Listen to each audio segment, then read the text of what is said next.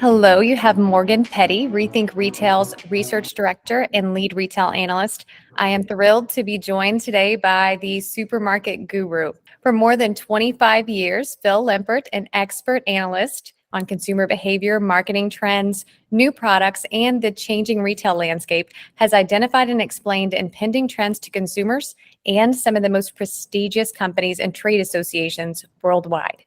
Known as the supermarket guru, as I had mentioned, Lempert is a distinguished author and speaker who alerts consumers and business leaders to impending corporate and consumer trends.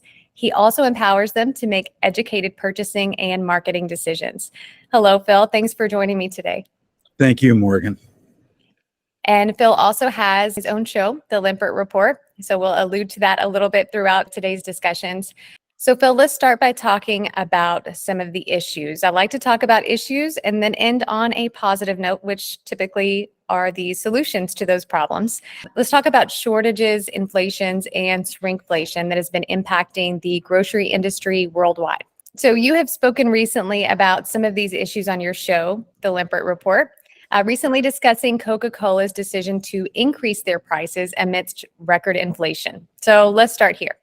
What are some of the underlying issues that are directly impacting these shortages, inflation, and shrinkflation? Well, probably the number one that I'm really watching and very concerned about is climate change.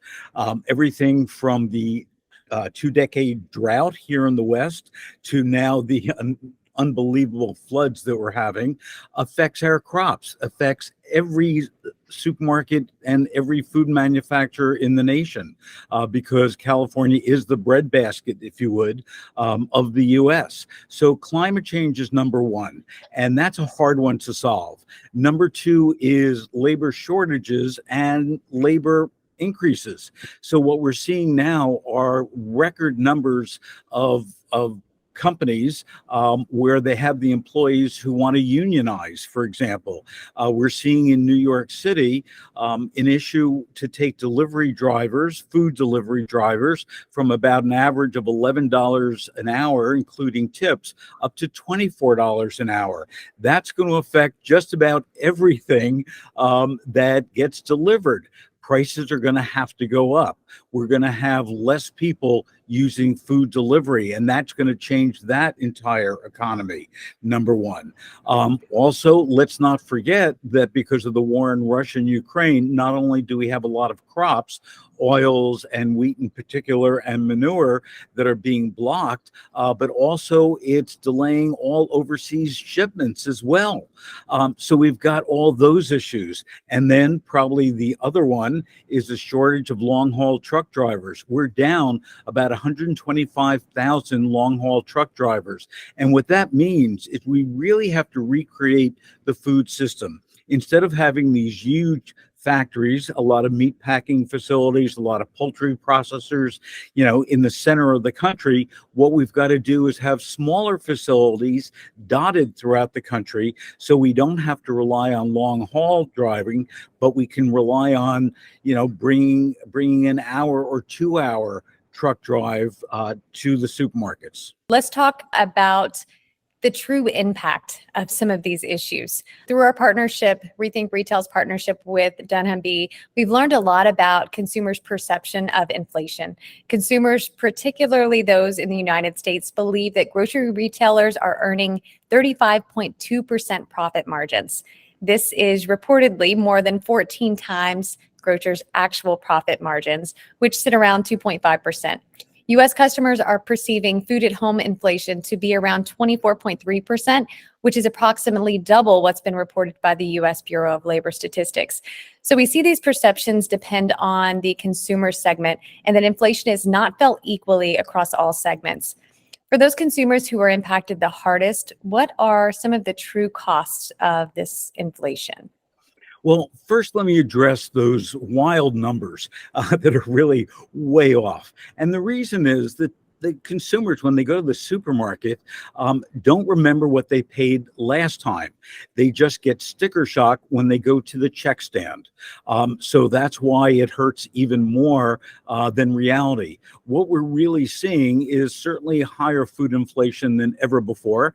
Depends on the category. With eggs, we've seen eggs go up dramatically. In some parts of the country, they're still selling at $7 or $8 a dozen, where just a couple of years ago they were $1.99. We are seeing some softening of certain prices. Certain cuts of meat, for example, are down. So it really depends on the category. But the true cost of inflation for the average consumer is probably about 12% over last year. And keep in mind, last year was higher, again, during the pandemic because of a lot of the problems that we had in the supply chain. We are going to continue to see more shortages as a lot of companies are trying to figure out what's the proper mix of products that they can manufacture properly and efficiently. We're seeing Nestle, for example, using a lot of AI in order to develop new products, as well as taking old products off the shelf that consumers just don't want. We also have another huge problem as it relates to food insecurity.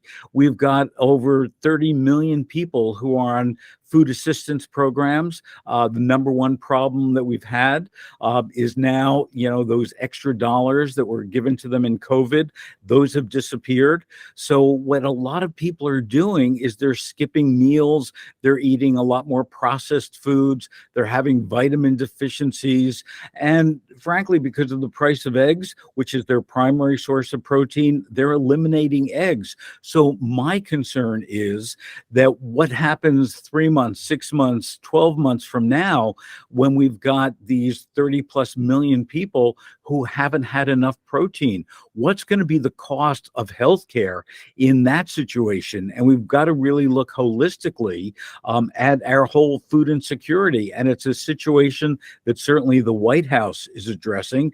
Every major retailer has signed on to the White House initiative. They're giving free meals, they're giving more food to food banks. So that's a good start, but we need to do even more. And what we're seeing is a shift in buying behaviors, where we're seeing more consumers going to discounters, whether it be dollar stores or grocery outlets, even food service operations that during the pandemic opened up their doors to consumers to buy retail. We're seeing that disbursement of where we're buying our food, and we're looking, frankly, for the cheapest prices ever. And, a lot more people are buying store brands than ever before, or even trading down in certain product categories, not buying what they normally bought, but just buying food to fill their bellies. Right. Yeah. And we're seeing that from some of the reports as well. So definitely echoing what you're seeing and some of your concerns. Speaking of the likelihood to trade down, we're seeing some categories, as you mentioned, it's category by category. Some categories are, of course, more likely to be traded down for store brands. Those are common household products, packaged foods, your non-alcoholic beverages, some frozen foods, even into personal and beauty care. Some of those items that are less likely to be traded down are those fresh produce items, the fresh meats, of course, seafoods, the natural organic products, and pharmacy. So pretty interesting study data, which will be shared within this report as well. Now let's focus on the good news that there are some solutions, hopefully, around the corner. So what can retailers do, or what are they already doing to reduce prices and ease the pain of these issues? Well, retailers, number one, are in a major war with brands. So brands, you mentioned Coca-Cola and a lot of others, have gone to retailers to give them price increases. And the retailers aren't just taking them. They're saying, we want, fundamental information about why you need a price increase. It's been reported, and nobody knows for sure what a can of Coca-Cola actually costs to manufacture, but the reports are it's about 26 cents per can. And right now, if you look at a 12-pack of 12-ounce cans of Coke, they're at about $8. A year ago, they were about half of that price. So we are seeing pushback from retailers. Retailers really are taking the responsibility for consumers, saying, we're going to fight for you. And one of the reasons that that's happening is because when we go to the checkout and we get that cash register receipt, and our heart starts palpitating, what happens is we don't blame the brands that are on the conveyor belt. We blame the retailer, just as your study has shown. And retailers don't appreciate that because, number one, it's not true. So what they're doing is they're really working very hard to keep prices down. We are seeing some retailers even putting up signs that show where prices have decreased on certain products, calling that attention to the shopper so that they can save money. We're also seeing some retailers freeze prices back to the levels that were pre-pandemic, not on everything, but on a limited assortment. And we're also really seeing retailers looking very carefully at those categories. And for example, if I go into a supermarket today, a traditional store, I'm going to see probably 100 different bottles and brands of olive oil. We don't need 100 bottles of olive oil. We take Aldi's model where they've got four. They've got a general purpose olive oil, a high-end olive oil that it's imported from Italy. They've got an organic olive oil, and they've got an extra virgin olive oil. And guess what? The Aldi shoppers are very satisfied with just having those four.